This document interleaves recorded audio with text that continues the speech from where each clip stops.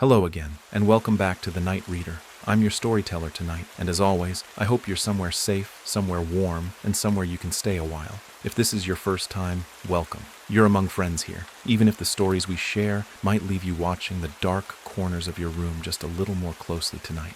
As always, turn your lights low, pull the blanket a little tighter around you, and breathe deeply.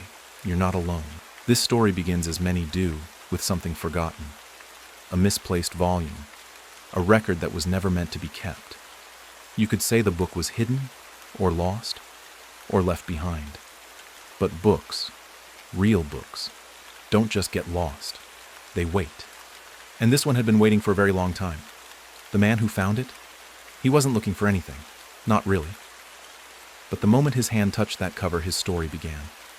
Or maybe it started long before that. I didn't move to Bellwether for anything noble.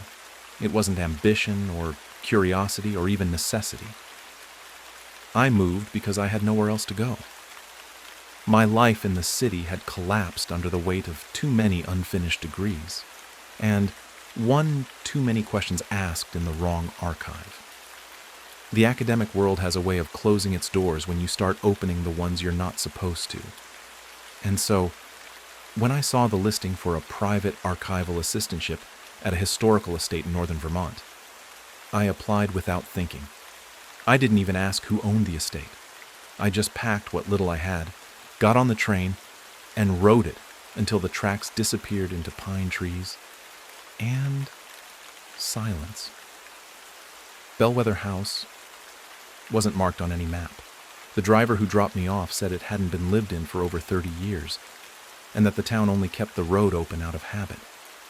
It sat at the end of a long gravel path, half sunken into the hillside, surrounded by skeletal trees and the remnants of a wrought iron fence that had long since rusted away. The house itself was tall and narrow, its slate roof slanting like a broken hat. The windows were the old kind, wavy glass that reflected more shadow than light. When I reached the front door, I didn't need to knock. It opened by itself. Slowly, quietly, as if it had been listening for me. Inside, the air was still, not stale, still. The way a chapel feels before a funeral. Everything was coated in a soft dust, like the house had been wrapped in silence for decades. The furniture was old but intact, Victorian, ornate, too heavy to move, too old to sit in. The only room that looked used was the study. A fire had been lit recently. There was a stack of mail on the desk, all unopened. On top sat a single typed note. No greeting, no signature. Just 3 lines. Begin with the West Wing archives. Do not open any volumes with red binding. If the mirror fogs from the outside, leave immediately. I should have walked out then. I should have packed my bag and gone back down the gravel road. But I didn't. Because I was broke. Because I was tired. Because I wanted more than anything to be alone. The West Wing was colder than the rest of the house. It didn't make sense. The radiators were on, the vents were clear. But the air in that wing had weight to it. The shelves there weren't labeled. No Dewey, no LOC system, not even dates. Just row after row of unmarked books. Some were beautiful, leather-bound with embossed covers, gold leaf, stitched corners. Others looked handmade, stitched in linen and something that didn't feel like paper. Most had no titles. A few had pages that flaked apart when touched. I was told to start logging each one into a local database. Simple entries, binding, format, visible language, condition. But a few days in, I noticed something strange. Some of the books weren't always there. I know how that sounds. I do, but I'd log one, shelve it, and come back the next morning to find it gone, or in a different row, or logged again under a new ID. At first I blamed myself. Fatigue, distraction. I started keeping a paper log just in case. That helped for a while, until the red journal appeared. It was a Thursday. I remember because I'd only just finished cataloging a strange folio of handwritten musical notation that hummed when you closed the cover. I'd turned away from the scanner for maybe 10 seconds to adjust the lighting, and when I turned back, it was there, sitting on the table. No barcode, no log, no trace of dust, as though someone had just set it down. The cover was red leather, cracked, faintly damp. No title, no lettering, but there was something deeply wrong about it, wrong in the way something smells before you realize it's rotting. I reached for it, then pulled my hand back. The tips of my fingers tingled like I'd brushed something electric. I told myself to leave it. I even took a photo, intending to report it later. But then I saw the first page. The handwriting was impossibly small, neat but uneven, like someone had written in a shaking hand with a pen far too fine. The ink shimmered faintly, almost alive. Dated October 1879. The first line read, "Do not trust the books that whisper when opened. They lie. This one tells the truth."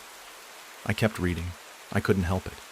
Each page felt like a confession, frantic notations, diagrams of doorways that didn't exist, accounts of strange lights beneath the floorboards, and something called the third eye of the stacks.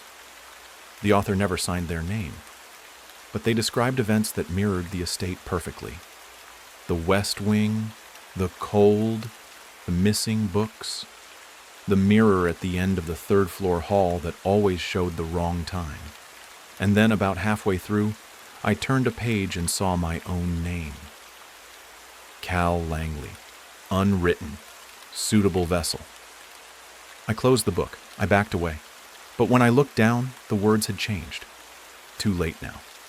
That night, the mirror in my room fogged. From the outside. I didn't sleep. The fog on the mirror didn't clear. Not when I ran a towel across it. Not when I opened a window. Not even when I turned off the heat and watched my breath vanish into still air. I remember standing in front of it, holding the edge of the sink so tightly my knuckles ached. There was no reason for it to be fogged. No hot shower. No change in temperature. But it clung to the glass, dense and white and wrong, like something had breathed across it from the other side. I told myself to leave. Right then. Pack my bag and go. But I didn't, because I'd started telling myself the same lie the journal had whispered the night before, that it was already too late. I moved the mirror into the hallway, taped a sheet over it. I told myself that was enough, that maybe I was sleepwalking again, that maybe the house was just old and strange and trying to make me see patterns that weren't there. But even after the mirror was gone, I could still feel it. That sense of something watching. Not from across the room, but from just behind my reflection, like I'd left part of myself on the glass and now it was waiting for me to come back. I didn't report the journal. I didn't tell anyone. Partly because I had no one to tell. There was no on-site staff, no supervisors, just a twice-monthly stipend deposited into an account, and the occasional email reminding me to stay focused on the task at hand. But mostly I kept quiet because I was afraid. Afraid they'd say it was my fault, that I'd done something wrong, that I'd read something that wasn't mine to read, and now it was reading back. The next day, I returned to the West Wing. The red journal was gone. I checked every shelf, every table, even the floor. Nothing. It was like it had never existed at all. But when I sat at the scanner, I found a single sheet of paper waiting for me, handwritten. Folded in thirds, my name on the front. Do not write in the margins. That was all it said. No signature, no explanation. Just that single warning in the same fine needlepoint script I'd seen in the journal. I stared at it for a long time. Then I opened the database, pulled up my entry for the humming folio, and checked the log. It had been altered. The notes were mine, word for word, but the format had changed. Someone, or something, had gone through and added a line beneath each entry. One line, one comment, always written in red. Not music, signal. Binding replaced in 1932, flesh now. Page 12 contains the key. Do not look at the spine under glass. They were notes. Marginalia. But I hadn't written them. And they were multiplying. Every entry I checked had similar annotations, some short, some elaborate, some written in languages I couldn't read. I deleted them. The system crashed. I restored the backups. They reappeared. Each time, new notes.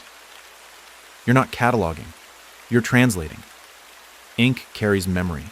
Paper stores voice. Skin forgets nothing. That night, I dreamed of shelves. Not in the West Wing, but deeper below the house. In the dream, I was walking through endless corridors lined with books that hissed softly as I passed, like snakes disturbed from sleep. One shelf stretched higher than the ceiling, stacked with volumes that pulsed faintly in the dark. The titles weren't words, but symbols, some familiar, some not. I reached out to touch one and felt something warm beneath my fingertips. A heartbeat. I woke gasping. My hands were stained with ink. Not just marked, stained. The kind of deep, oil-dark black that sinks into the skin and refuses to come out. I scrubbed them raw, and still it lingered beneath my nails, in the creases of my palms. I wore gloves the next day, telling myself it was for protection. Telling myself the stains weren't what I thought they were. By the end of the week, I found the second journal. Not red this time. Green, smaller, older, tucked behind a loose panel in the second-floor reading room.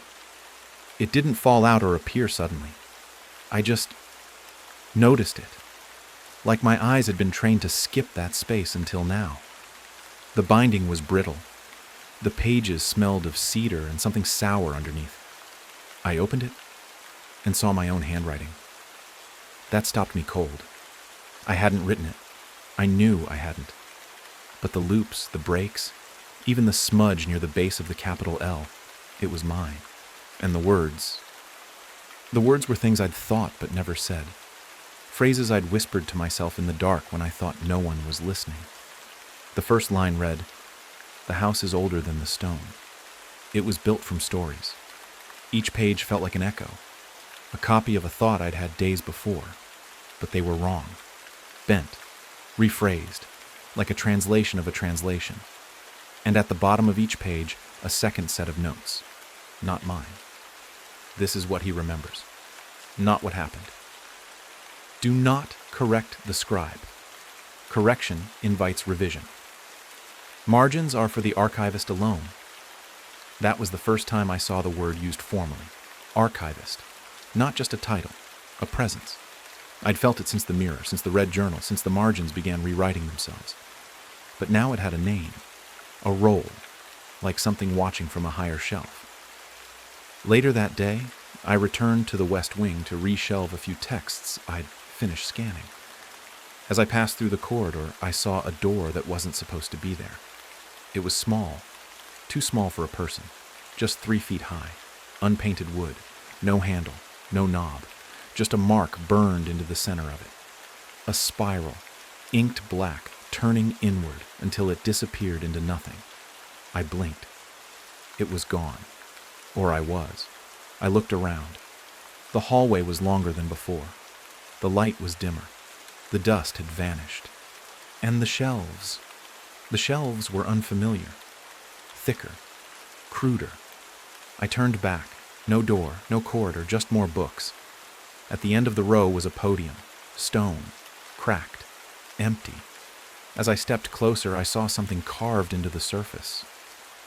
More handwriting. The reader observes. The scribe records. The archivist decides.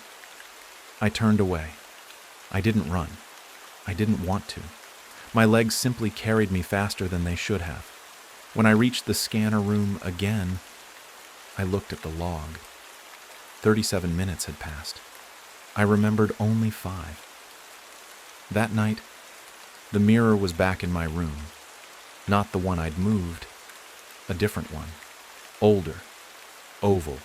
Framed in metal that looked black until the light touched it. And then shimmered deep green, like algae on a frozen pond. It had been hung above the dresser. I hadn't put it there. I hadn't seen it before. I stared into it. My reflection stared back. Nothing strange at first. No flickers. No delay. Until I blinked. And my reflection didn't. I didn't blink again. Not right away. I held my eyes open until they burned, just to be sure I wasn't imagining it. That the delay hadn't been a trick of the light, or exhaustion, or paranoia clawing its way out of the corners of my skull. But after a few seconds, the truth settled in like dust across the back of my tongue. My reflection wasn't mirroring me anymore. It had blinked late. Just slightly. Just once. But enough to feel like a crack splitting down the middle of something I hadn't realized was fragile. I turned away from the mirror. Slowly. Carefully. Like I was being watched by something that didn't want to be seen watching. I didn't sleep that night. I left the light on, the door open, the gloves still on my hands, though the ink stains had started to fade. Or maybe they'd just sunk deeper. I kept expecting to hear something, footsteps, whispers, the soft rustle of a page being turned in the room next to mine. But nothing came. Not sound. Not sleep. Just silence, thick and complete, like the house was holding its breath again, or waiting for mine to stop. The next morning I checked the mirror. The glass was clean. Too clean. I ran my palm across it, expecting the fog, but it didn't come. My reflection moved when I did, blinked when I did. I laughed, a breathless sound that didn't feel like mine. Maybe it had just been a hallucination, a trick of nerves and stress and too many hours spent staring into nothing. I took the mirror off the wall and laid it face down in the hallway. I thought that would help. It didn't. When I came back to my room that evening, the mirror was upright again, hung perfectly, the wall behind it undisturbed, the nail unmoved. But the surface was wrong, warped, like something beneath the glass had shifted during the day. When I looked into it, my reflection smiled. I wasn't smiling. I told myself it wasn't the mirror. It was me. A glitch in perception, a fault line in the mind. But later that night, when I turned off the light, the reflection didn't vanish. It stayed, lit by nothing, watching. The next day, I avoided the West Wing entirely. I took a stack of older, safer volumes, land grants, rail records, dry correspondence between long-dead faculty, and brought them to the second-floor reading room. I thought I could work somewhere brighter, somewhere warmer, but the temperature didn't follow me, and when I opened the first book, the pages were blank. I flipped through it, frowning. Then the second book. Then the third. All blank. The fourth book opened to a single line scrawled in faint pencil on the first page. "You're looking in the wrong place." I dropped the book. It hit the floor spine up, pages fanning out. From between them slid a folded map. Not paper. Something thicker, like vellum that had been soaked and dried. When I opened it, I saw a floor plan, not of the house, of the stacks. But not the stacks I knew. There were more rooms, deeper levels, hallways that curved and split into spirals, a section labeled in looping calligraphy. The Unbound. I traced the path with my finger, a straight corridor branching into a side passage I'd never seen, ending in a circular chamber marked with a single word: wake. The moment I touched it, the light flickered, all of them, at once, not out, just wrong, like the shadows had changed allegiance, bent inward instead of out. I gathered the books, stuffed the map into my pocket, and left the room. As I passed by the hallway mirror, I didn't look. I couldn't. That night, I had a dream. Or maybe it was a memory. Or maybe I was finally slipping into the story the house had been trying to tell me since I arrived. I was walking down a corridor I didn't recognize. Not from the map. Not from anywhere in the house I knew. The walls were lined with books, but not books like the others. These were chained to the shelves, bound in dark material that pulsed faintly. They whispered when I passed. Each one said my name. At the end of the hall was a chair, wooden, tall-backed, waiting. And on the chair sat a book, red, wet, open to the middle, and written in my own handwriting was a sentence I hadn't written yet. To be the scribe is to forget your own voice. I woke with blood in my mouth. My lips were bitten through. I hadn't meant to scream. I didn't sleep again. The next morning, I returned to the scanner. My files had changed. Every entry I'd written had been edited, not deleted, just altered, rearranged. New footnotes added, new annotations in the margins, sometimes entire passages rewritten. They were better now, more detailed, clearer. But I hadn't done it, and beneath every edit was a single line of attribution. Updated by Scribe, version 2. I closed the program. I opened a blank document. I tried to write something, anything, a note to myself, a letter of resignation, my own name. But the words came out wrong, backwards, slanted, spiraling inward until they collapsed into a symbol I'd seen on the map. I pressed delete. The screen flickered. Then I heard it. Faint. Behind me. A sound I hadn't heard in weeks. Scratching. Not loud, not frantic. Just steady, measured, like something with long, deliberate fingers was tracing letters into the walls. I turned. Nothing. But when I looked back at the screen, the words had changed. A new file had opened. Blank at first. Then, slowly, text began to appear. The unbound section does not wish to be remembered, but it remembers you.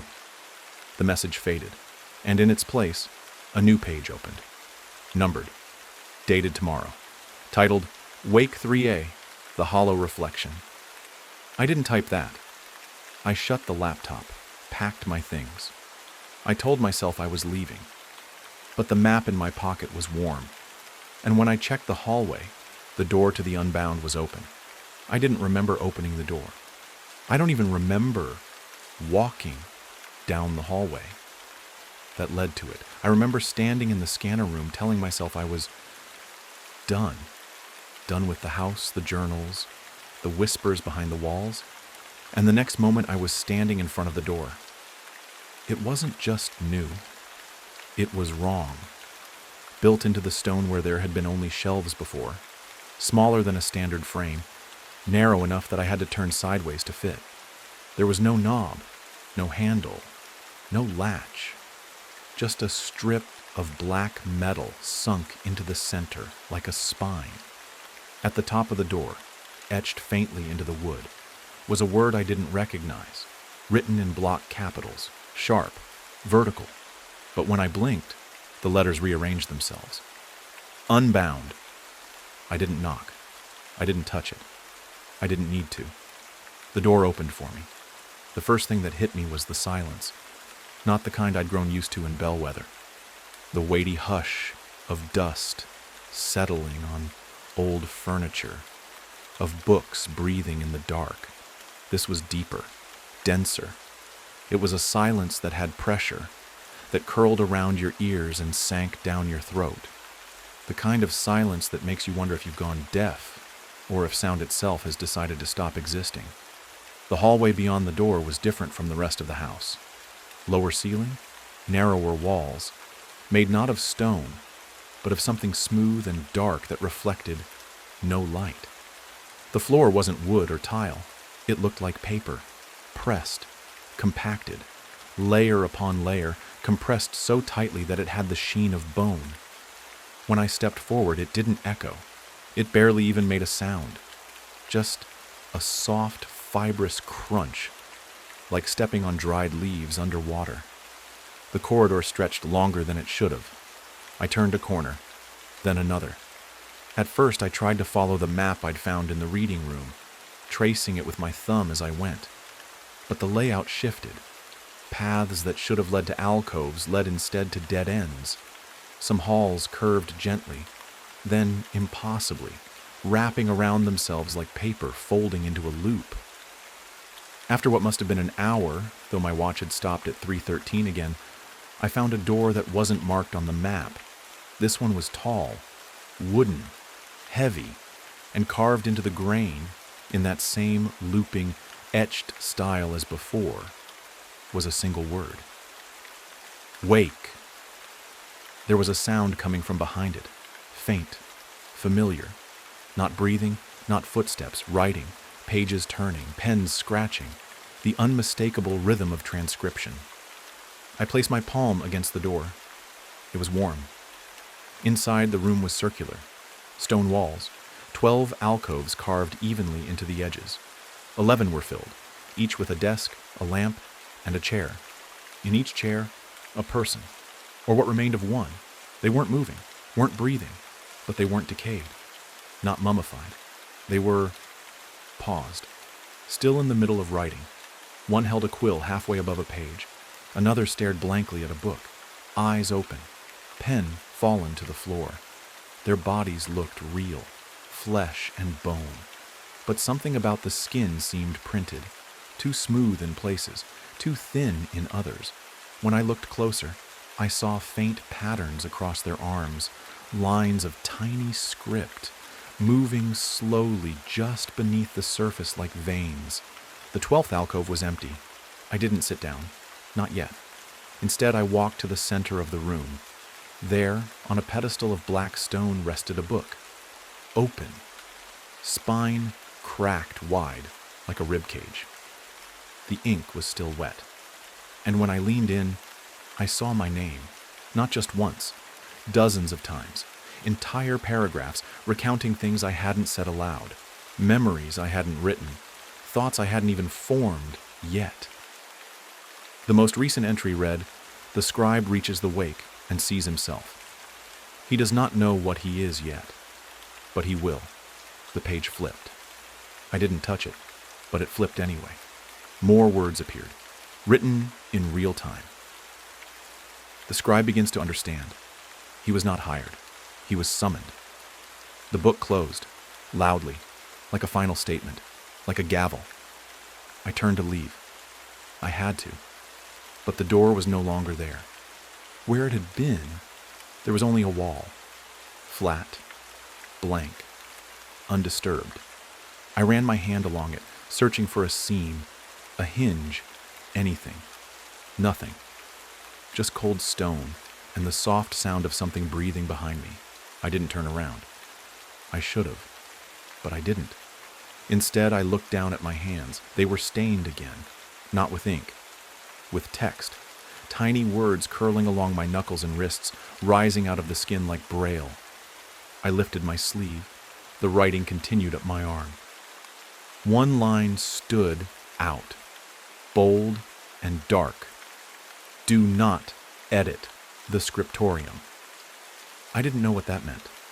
Not then, but I would. I don't know how I got back to my room. I don't remember walking there. I don't remember seeing the west wing, or the staircase, or the old stained glass window at the landing that used to cast red light across the floorboards. I just remember waking up, lying on the carpet, the mirror back on the wall, my reflection smiling again, the book on my chest, closed, but warm. I opened it, the same red journal. But something had changed. Where the pages had once been full of frantic sketches and notations, now they were typeset, formatted, indexed. The journal had become structured, organized, cataloged. And the section headers? They weren't historical. They were personal. Memory. I. First lie. Memory 2. The knock behind the mirror. Memory 3. The door that wasn't there. My story was being turned into a reference text. Footnoted, cross-referenced, filed. I flipped to the back. The index had my name. Under S, Scribe, Langley, C. A note beside it. Classification pending. Vessel stable. Redaction incomplete. The moment I read it, the book snapped shut, and I heard the scratching again. Not behind the wall this time, from under my bed. That night, I slept on the floor of the study. I surrounded myself with salt from the kitchen, lit a candle, and watched it flicker without wind. Tried to write a letter of resignation, tried to explain it all in plain language. But every time I picked up the pen, the words changed halfway through. Became someone else's, became mine. And when I finally managed to write a single, clean sentence, I am leaving tomorrow, the ink bled sideways, and the page read, I am staying. I haven't opened the mirror since. I haven't touched the journal. But both keep appearing. They move when I'm not looking. And when I check the scanner, my reflection has started turning pages, even when I'm not. There is a difference between forgetting and being forgotten. One is passive, a quiet decay of memory over time. The other is violent, intentional, something carved out of you, taken like a lung and replaced with silence. I didn't know that difference until I found the scriptorium. Or maybe I didn't find it at all. Maybe I had always been walking toward it, and the house had simply grown tired of waiting for me to arrive. It started with a sound, not the scratching. That had grown quiet in recent days. Less frequent, more precise. Like whatever had been crawling at the edges of my perception had moved on from noise and into language. No, this was different. It came from the lowest part of the house, the crawl space beneath the west wing. A place I had been told very specifically was sealed off, a place that shouldn't exist at all. And yet, there it was, a hollow thud, rhythmic and slow, like someone stamping paper with a heavy seal, over and over and over again. I followed it without thinking, not because I wanted to, not even because I was curious, but because the sound fit perfectly into the hollow behind my ribs, like a key in a lock I hadn't realized was there. I took the service stairwell down, past the known levels, past the sub-basement where the old boilers used to hum, down to a door that was, until that day, just a line on a blueprint. I had seen it weeks ago during my cataloging, noted it as bricked off in the architectural survey. But now it was open, or rather, ajar, like it had been cracked slightly in anticipation. The air behind the door was colder than it should have been. Not natural cold. Not the kind of chill you feel in your bones.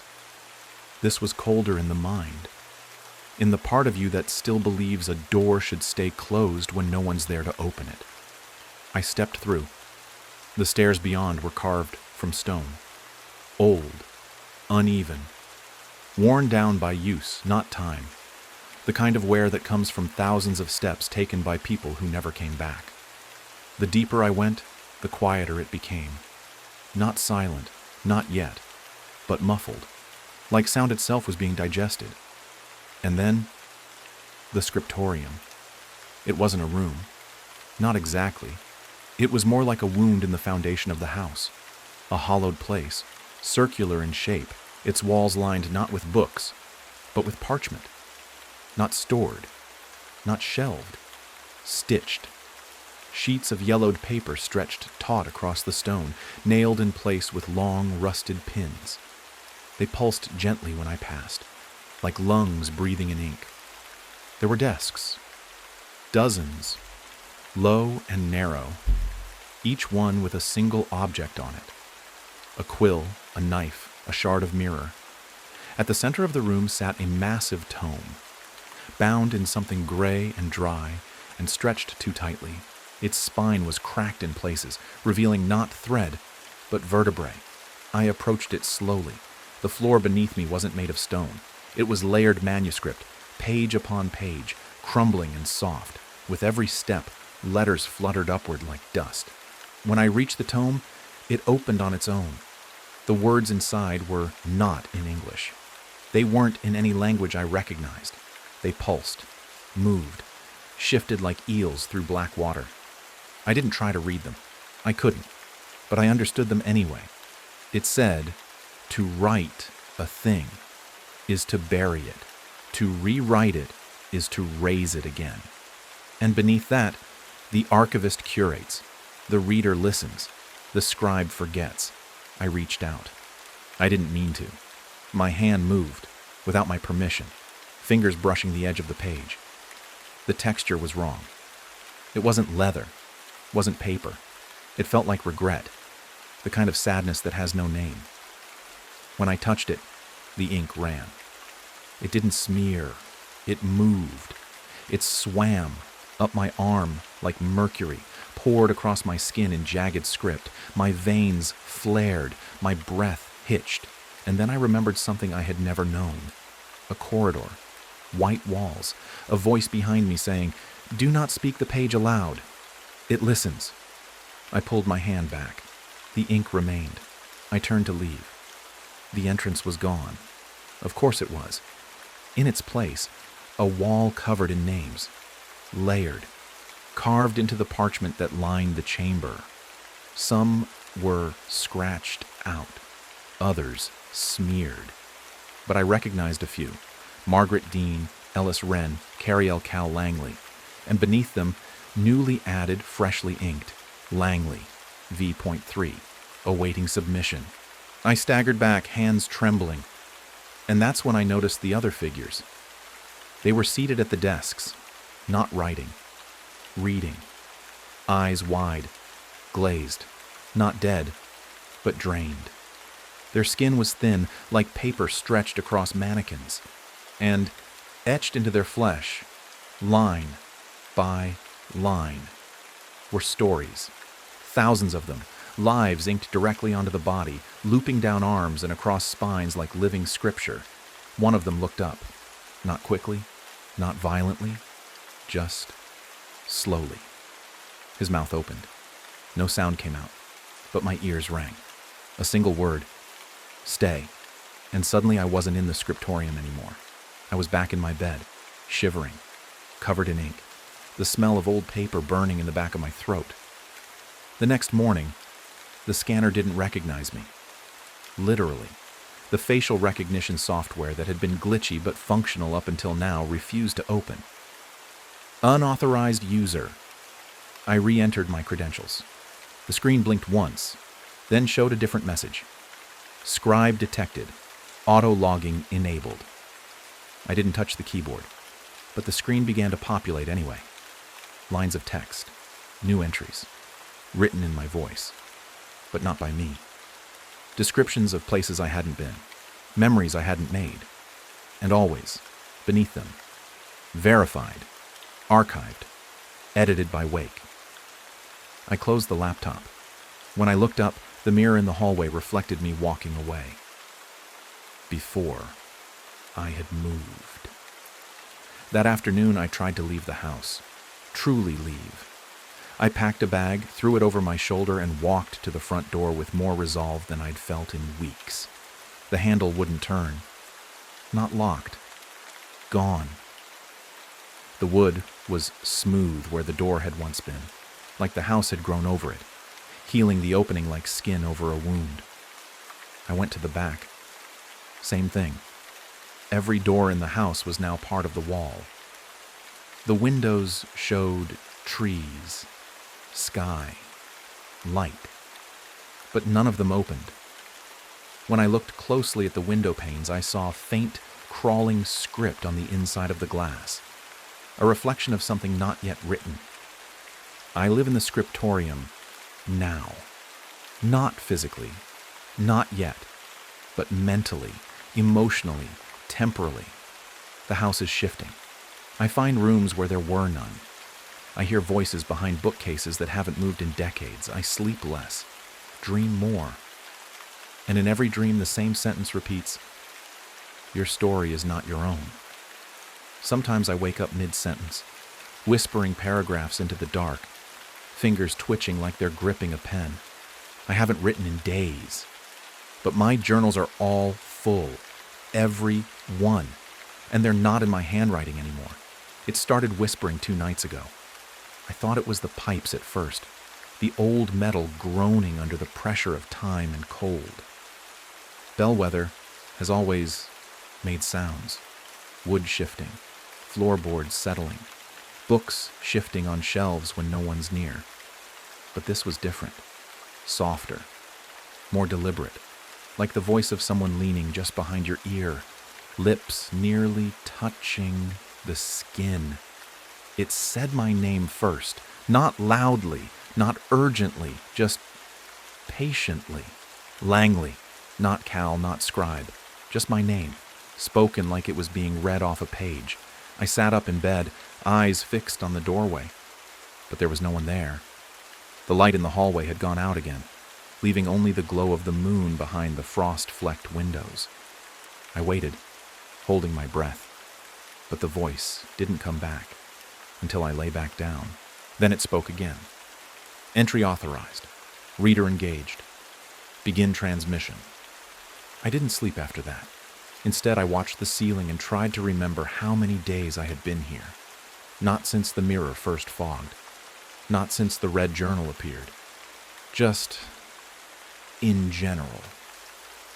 My phone had long since died, and the house seemed to interfere with every clock. My watch stayed frozen at 3:13 no matter how often I reset it. The microwave, in the rare moments the power held steady, blinked 88:88. The grandfather clock in the hall ran backwards. Time wasn't broken here. It just wasn't linear. The next morning, I returned to the West Wing. The red journal was gone again, but in its place was something else. A new book. Large, thick, dark gray cover with no title, bound in something fibrous, leathery but too soft, like skin that had never dried completely. The pages inside were thinner than normal, yellowed, and each one was filled with tight, cramped handwriting in black ink. It wasn't like the journals I'd found before. This wasn't personal. This was mechanical, precise, filed, a ledger. The top of each page bore a heading, Whisper Entry, Verbal Transfer Protocol, Date Redacted, and beneath that, a series of recorded phrases, followed by names I didn't recognize, and a small hand-drawn glyph in the corner of each entry. Some circular, some jagged, others entirely unreadable, the kind of symbols that made your eyes sting if you stared too long. I read through the first few entries slowly. They came from the fog. They brought the alphabet with them. Eliza Mera, Archivist, Volume 5. The page does not forgive the pen. Unknown. Transcription lost. We wrote the sea into existence. Then we forgot the word for drowning. David Kells, Scribe, Volume 2. Each line felt familiar. Not because I'd read them before, but because they felt like thoughts I hadn't yet had. Memories just out of reach. Language echoing back from somewhere deeper in the mind than the mind should go. At the bottom of each page, written in red ink, were classifications. False, memory, contained. Dream language, transmissible. Echo statement, cataloged. Mutative phrase, redacted. And then a stamp pressed deep into the paper, archived under wake. I flipped to the center of the book. The whispers began again. Not in the room. Not in the house. In me. Soft murmurs behind my eyes. Words folding in on themselves, spiraling down through my thoughts like water circling a drain.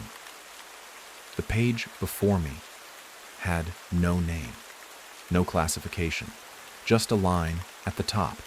The scribe must listen. And below it, this. Language is not a tool. It is a virus. It infects the shape of thought. It rewrites what we believe was ours. The more you read, the more it sees. The more you hear, the more it speaks. Then, nothing. The page went blank before my eyes. No motion. No trick of ink, just absence. White paper where words had just been. When I blinked, the text returned. But it was new. A message addressed to me. You're transcribing this now. You're not reading. You're remembering. I closed the ledger. It felt hot in my hands.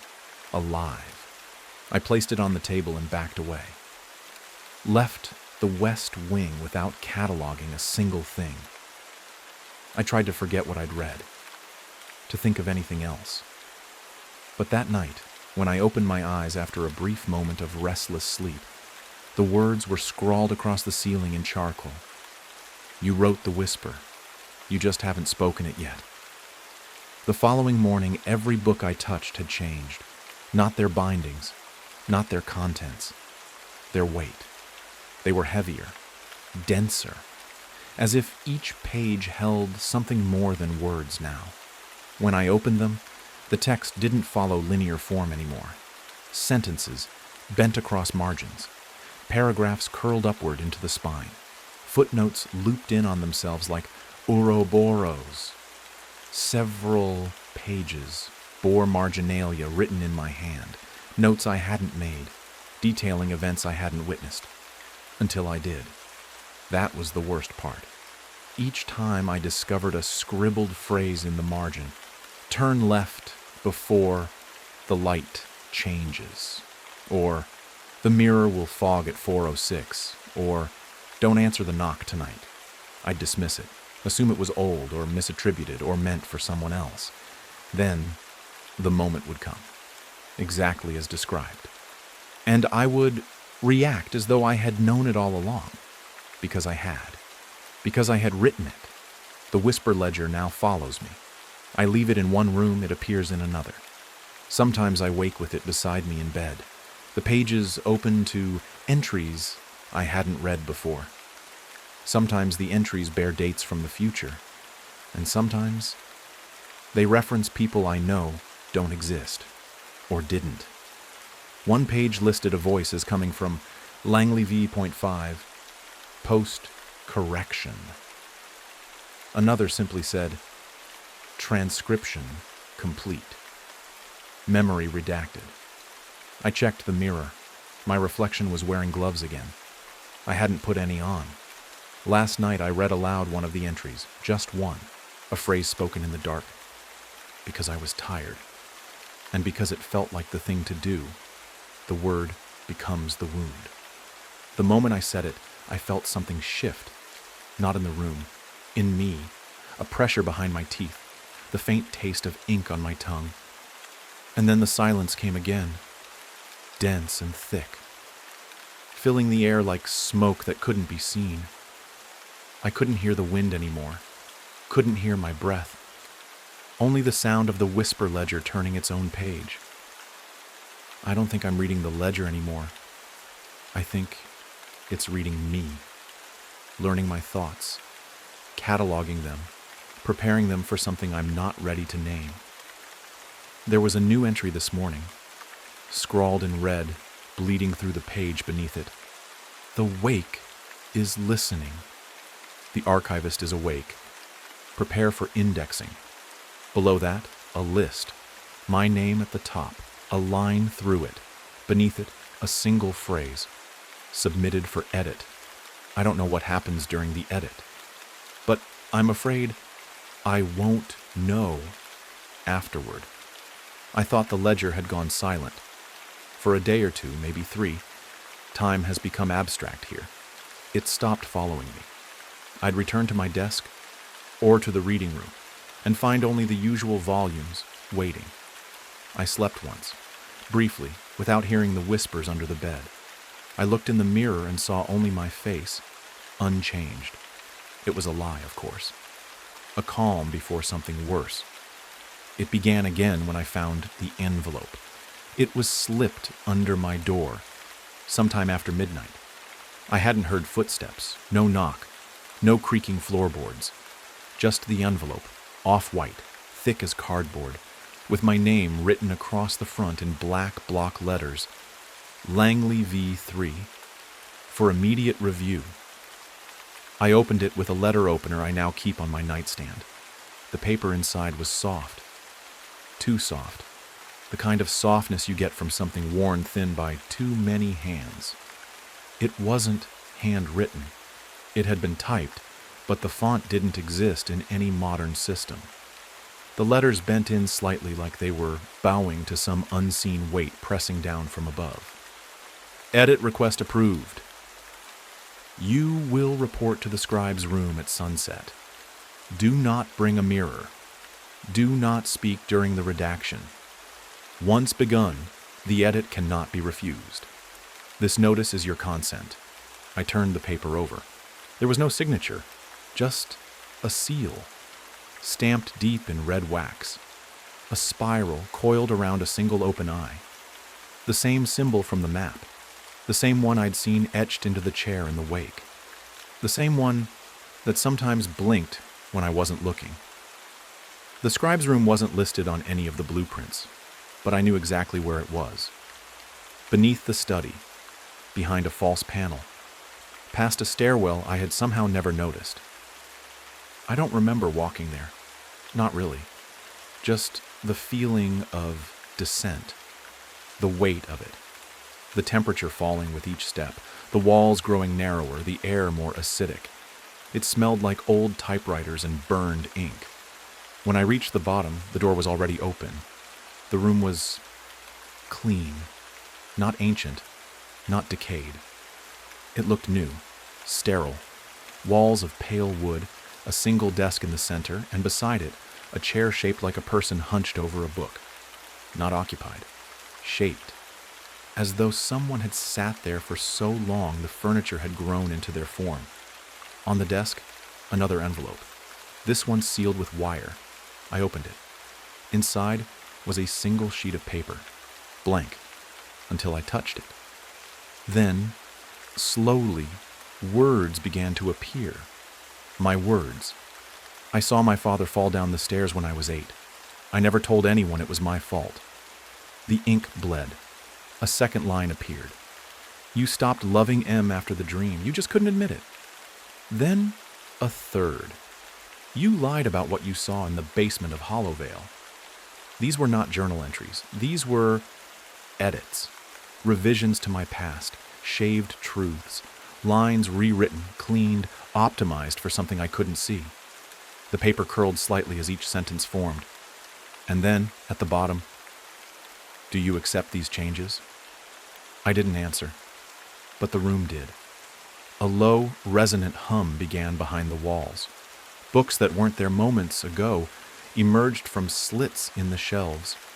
Their titles embossed not in words but in diagrams. Spirals. Glyphs.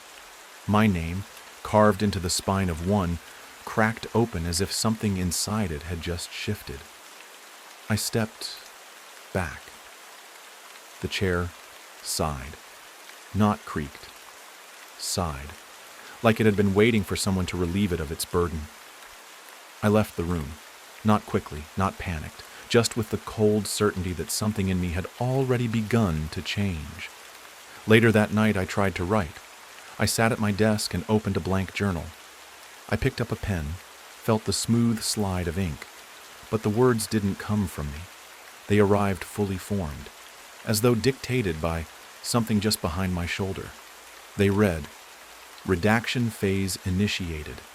Memory access unlocked. Scribe variant 3.1 stabilizing. Then a pause. And then emotion. Fragmented. Narrative cohesion. Acceptable. Compliance. 91%. I shut the book, burned it in the fireplace. The smoke came out in letters. The next morning I noticed things missing. Small things at first. The name of the town I was born in. The taste of the first person I ever kissed. My sister's middle name. Gone. Not repressed. Redacted. Scrubbed from memory with surgical precision. I opened my laptop, checked the scanner logs, found pages filled with paragraphs I didn't recognize, but that were signed with my name. New annotations appeared beside them. Edit approved. Emotion removed for clarity. Page refiled under wake. I tried to resist. Tried to write down what I still remembered, but the ink blurred as I wrote it. The words unspooled into static. Even typing failed. My keyboard began replacing letters with symbols. Then entire words disappeared from the screen before my eyes. That night, the mirror returned. The original one. Oval, tarnished, impossible to move. This time, when I looked into it, I didn't see myself. I saw a book, open, pages blank, until I exhaled. Then the mirror fogged, and in the mist, a sentence appeared. The edit is never perfect. You are still bleeding through. I wiped it away, but the fog returned, and this time, the message was longer, more desperate. You weren't the first Langley. There were others. You're not the best version, just the latest. And then, at the bottom, smaller. Some of us escaped. We remember. I've started hearing the old voices again, the ones from the Whisper Ledger. Only now they speak in tandem. They finish my thoughts before I do. One voice, cold and clipped, the other, mine, but distorted, filtered, edited. I know what's happening. I just don't know how to stop it. They're turning me into a better version of myself. Cleaner, sharper, easier to file. Soon I'll forget the parts of me that resist. Soon I'll become part of the archive. There was a new envelope on my desk this morning, not addressed to me, to someone else. Someone who hasn't arrived yet. The paper inside read, Langley version 4, welcome to Bellwether. The scribe's room awaits. Consent assumed. Below that, in tiny script, previous version flagged for deletion. Redaction complete. I burned it, but the smoke still spelled my name. I think I've always known there was something behind it all, not just the house, not the journals or the mirrors or the words that write themselves when I sleep. Something older. Something that isn't watching from the shadows but from the page itself. I didn't have a name for it before. Not really. But now the ledger has stopped being coy. Now it speaks plainly. It calls it the archivist. It began yesterday, when I opened the Whisper Ledger and found a page already turned. Not blank, not breathing like it sometimes does, just waiting. The ink was darker than usual, still drying, curling slightly at the edges like scorched cloth. At the top of the page, initial observation, Scribe V.31 Archivist present. The rest was written in 2 columns. On the left, details from my life, my real life, or at least the one I remembered before the edits began. My graduate thesis proposal, the name of the man I once loved, the scent of the stairwell in my mother's apartment the last time I saw her. Lines pulled from memory and laid bare like open wounds. On the right, redacted versions, cold, impersonal rewrites. Emotional attachment, removed for clarity. Geographic history, compressed. Personal trauma, sealed under nonverbal index. And below it all, in small block letters, the final line. Archivist satisfied with current configuration. Continue to watch. Watch. Not read, not write. Watch. I closed the ledger, but the feeling didn't leave. It followed me into every room of the house. It sat behind me in the scanner room, breathing softly when I typed. It brushed my neck when I tried to sleep. I couldn't see it. Not yet. But I felt the weight of its gaze in my bones. The worst part wasn't the fear. It was the sense of familiarity. Like I had met it before. Like I had already been it. That night, I dreamt of a tower made of paper. Thousands of books stacked into the sky, their spines flexing and groaning as the weight of them pressed downward into the earth. I climbed it. Each step bled ink. Each title changed as I passed, becoming moments of my life I hadn't yet lived. And at the top, a figure. Not tall, not monstrous, just still. Wrapped in a robe made of shredded margins, its face was blank but not empty, just unfinished. And in its hands, it held a book, open. My name on every page. It didn't speak. It didn't have to. The moment I looked at it, I knew. This was The archivist, the editor, the observer, the one who does not write but decides what is worth keeping. I woke to the sound of pages turning. Not in my room, in the walls, soft, rhythmic, hundreds at once. I got up and opened the door. The hallway was filled with loose paper, fluttering like dying leaves, covered in diagrams and mirrored text and, worse, illustrations of me.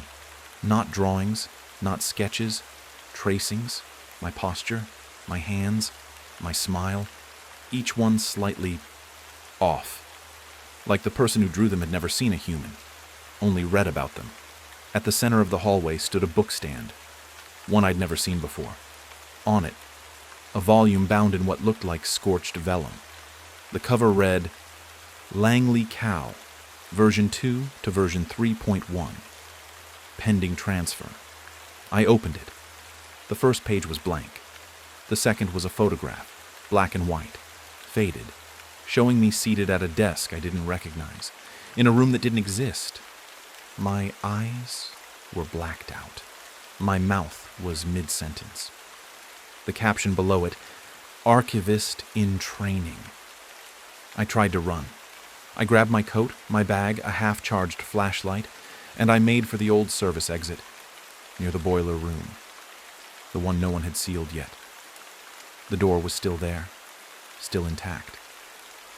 But when I opened it, I didn't find the path through the woods. I found shelves, endless ones, stretching forward in every direction. No sky, no ground, just books hanging in space, shifting gently like underwater ruins. The air was paper dry and smelled of dust older than fire. And at the very end of the first row, standing motionless, was a figure wrapped in parchment, the same as in the dream.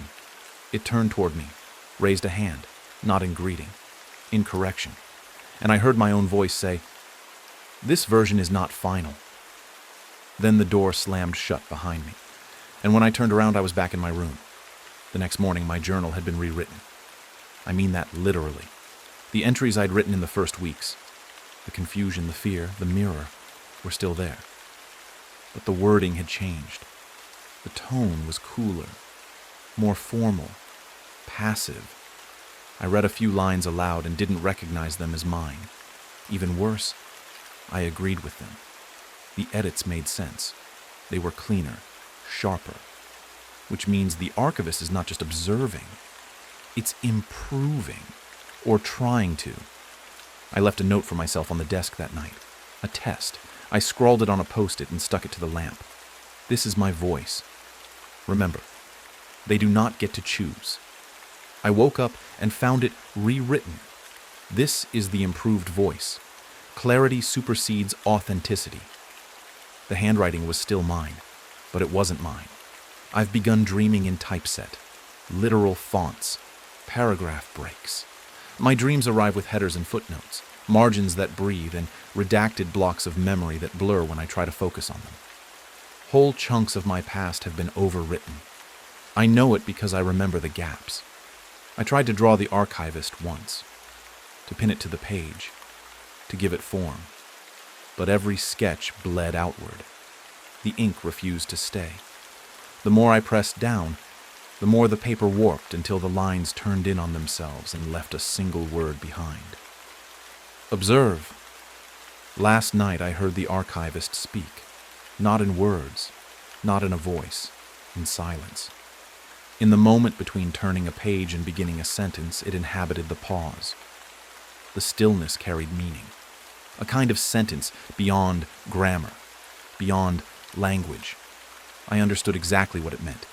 You are being organized. And beneath that, not spoken, but felt, you are not the story. You are the format. There was a new entry in the Whisper Ledger today, not signed, just stamped. The archivist begins alignment. Scribe version 3.1 nearing completion. Resistance at 7% and falling. Below it, a diagram of a face. Mine, with the eyes replaced by quotation marks. And the mouth erased. There's a place deeper than the scriptorium. I didn't know that was possible. I thought the red journal, the wake, the whisper ledger, those were the heart of this thing. But no, they were surface level. Notes in the margins. The real danger waits at the bottom. The true archive begins where memory ends. And that's where I found the deletion table. Or maybe it found me. It happened after the archivist entered the scanner. I was cataloging old town records. Safe ones, I thought. Birth ledgers, census logs, probate lists from the early 1900s. Nothing sacred, just the bones of bureaucracy. Then, as I scanned a torn record of local deaths from 1914, the screen flashed. Just once.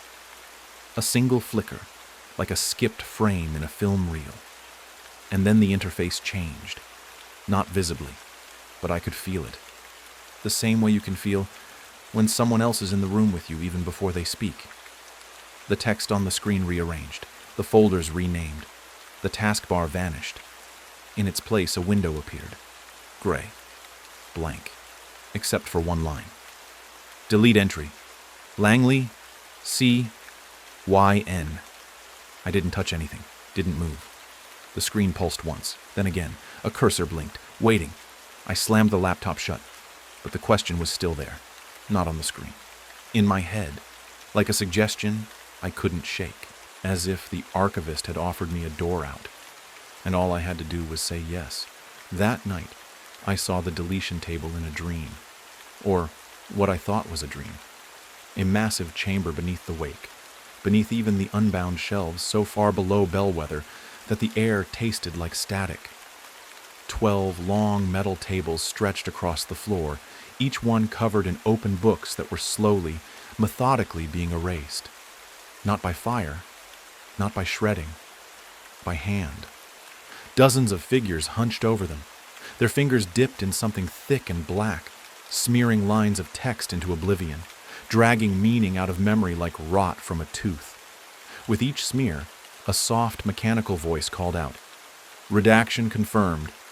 File erased. Echo terminated. Compliance achieved." At the center of the chamber stood a single empty table, clean, polished, waiting. My name was engraved at the top. Langley, version 3.1. Scheduled. I woke gasping. Ink in my mouth. A smear across my pillow where a sentence had once been, "You asked for this." The next morning, every mirror in the house had vanished. The oval in the hallway, the sliver in the reading room. Even the tiny one I kept in the drawer by the bed. Gone. Not shattered. Not stolen. Edited out. In their place, I found white sheets of paper. Blank. But when I breathed on them, the fog formed. And in the fog, reflections. Not of me, of older versions. Langley, V2. Terrified and ragged, staring out from behind glass he never escaped. Langley, V1, eyes hollow, skin covered in text, silently mouthing a sentence I couldn't hear. And then, Langley version 4. Younger, stronger, unbroken, still arriving. I stared at him and he stared at me. And then he smiled. That was when I understood. The deletion table isn't just for forgotten people. It's for replaced ones. I went back to the wake. I had to see it again, to find the room, the chair, the book with my name on every page. But when I arrived, the chamber had changed. The desks were empty. The bodies were gone. The black tome at the center sat open, but blank. No names, no annotations. Only one line burned into the page like acid. Wake closed, transfer complete, and carved into the stone pedestal beneath the book, the story continues without you. I think I was never meant to be the final draft, just a placeholder, an iteration, a rough version meant to be overwritten the moment a better, cleaner narrative took shape. The archivist doesn't erase for punishment. It erases for efficiency, for narrative flow. And now that Langley v.4 is en route, I'm redundant, unnecessary, an error in the system to be quietly corrected. That's what the deletion table is for, not death, not even forgetting. Just removal, clean, complete, permanent. The Whisper Ledger confirmed it this morning. A new entry, written in gold ink. Langley v.3.1 flagged for final deletion. Scribe project deemed inefficient. Redundancy noted. Prepare vessel V4 for integration. Beneath that, a footnote. Preserve remaining fragments under ephemeral collection, Class D. Language may prove useful in future edits. I am being filed, compressed, and stored under something called ephemeral, a word for things that matter once, then vanish. I don't know how to stop it. Every door I try is gone. Every window leads only to deeper shelves. The mirror shows nothing now, not even reflections, only pages. My pages. Ripped, folded, and slowly fading at the edges. I can still speak. For now. I can still remember my mother's name, the street I grew up on, the first sentence I ever wrote that made someone cry. But the memories are growing lighter, as if the ink that held them was diluted. Soon I'll forget how to tell a story. Then I'll forget what a story is. Then I'll be gone. If you're hearing this, if any part of this has reached you, remember me. Not the name, not the house, not the version. Remember the feeling that something once stood behind the words you read, not watching, waiting. What happens to the stories that aren't quite forgotten, but are no longer remembered? The ones you half recall at night before sleep, only to lose again by morning? The flickers, the phrases, the voices behind the page. They go to the ephemeral collection. That's where I am now. The transition was quiet. Not a deletion, not yet. More like a soft unbinding. I didn't feel myself go. Not exactly, but I noticed the gaps. Words I used to know becoming outlines. Sentences slipping through my fingers before they reach the page. Memories showing up as footnotes with no source. This morning I tried to write my name. The pen hovered. My hand moved. But what came out was Lang, obsolete. When I looked in the mirror, I wasn't there. Not absent, replaced. A new face, younger, clearer, not better, just more compliant. Version 4, fully integrated. Smiling into the world I once lived in like it belonged to him, because now it does. The Whisper Ledger doesn't recognize me anymore. When I open it, it doesn't breathe. The ink doesn't move. The pages stay blank until I try to leave. Then they flicker, like static in paper form, and the same word repeats line after line. Ephemeral, ephemeral, ephemeral, as if chanting me into place, cataloging me beneath the floors, between the margins. I check the scriptorium. My alcove is empty now. My work, redacted. The chair still holds my shape, but the pen has dried, and someone else is writing in my stead. I've begun to feel it in the house itself. The way the floor doesn't creak under me anymore. The way the windows don't reflect me when I pass. The way the doors don't quite open, only widen slightly, as if I'm not really there. As if I'm walking on the thin side of the page. I found a note on my desk today. I didn't write it. It was folded once, no envelope. Just a phrase centered perfectly on the page. You're not being erased. You're being filed where no one looks. I should have felt despair, but I didn't. I felt nothing. That's what it does. The ephemeral collection. It doesn't take your body. It doesn't take your voice. It takes your urgency, your need to exist. The room they keep us in has no doors, no light, just stacks of incomplete thoughts, trays of half-written sentences, discarded metaphors, index cards with names that never earned a story. I found one labeled Langley Draft 1.0.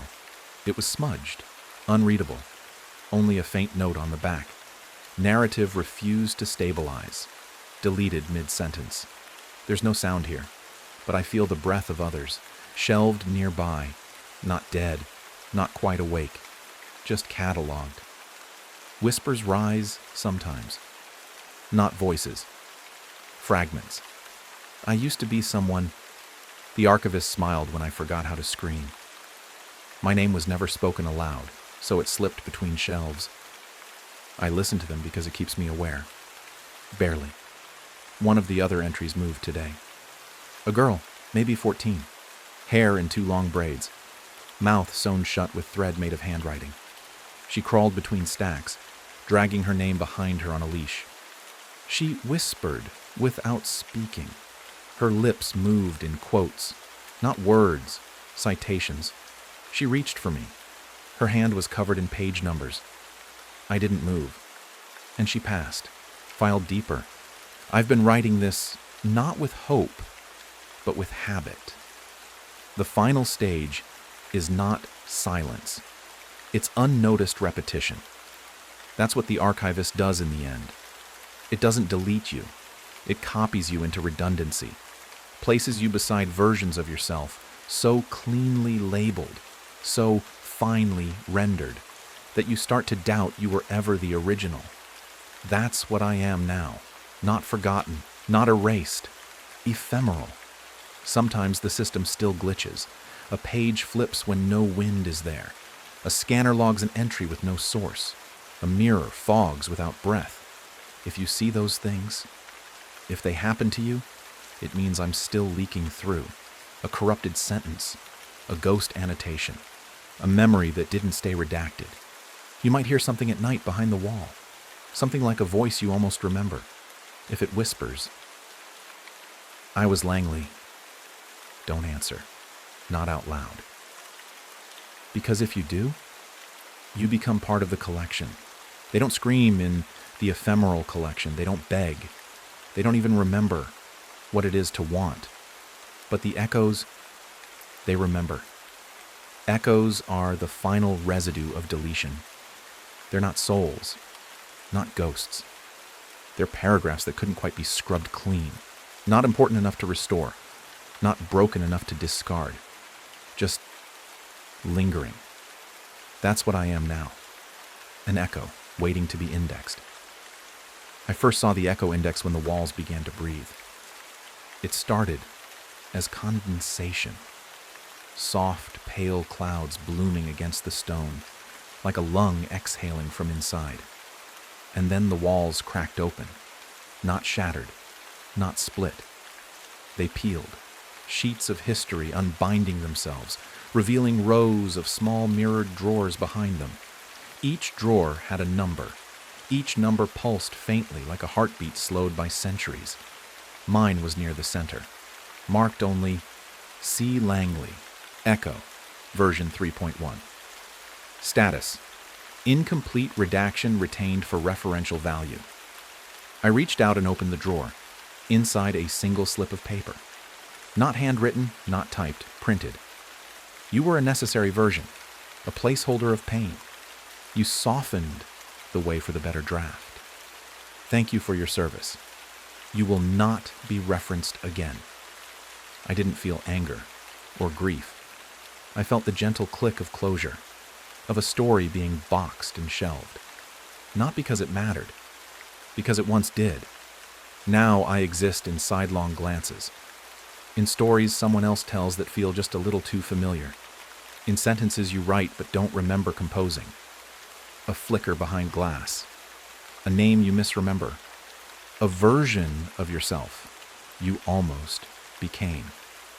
That's what the Echo Index is for, a place for characters that were once people, for narrators who lasted just a bit too long. You've heard me, haven't you? At night, when you're writing something and the sentence flows too easily, when a phrase arrives fully formed and you smile at it, thinking it came from you. That's me. That's all of us, the ones who got written into silence. I don't know how much longer I'll last. Echoes fade. Even the wake eventually forgets its own handwriting. But you've made it this far. You've listened. You've read. And that makes you part of it now. You're not the scribe. Not yet. But you've touched the words. And the words have touched back. There's a final entry in the Whisper ledger now. It wasn't there before. And it's addressed not to me, but to you. New candidate observed. Reader confirmed. Margins adapting. Consent implied. The page is still warm, still wet, still waiting. And somewhere behind the walls, a drawer just opened. So if you hear something whisper tonight, if the mirror fogs from the outside, if a journal appears on your desk with no title, don't open it. Or do. You've already been read. The archivist is awake. And the page is turning. The end. Thank you for listening to The Night Reader. If this story resonated with you, if you've ever felt lost in the dark, remember, you're not alone. The stories we carry are what connect us. If you haven't already, subscribe to the channel, like the video, and leave a comment letting me know. Where are you listening from? And what story do you carry? Until next time, keep your light close and your shadows closer.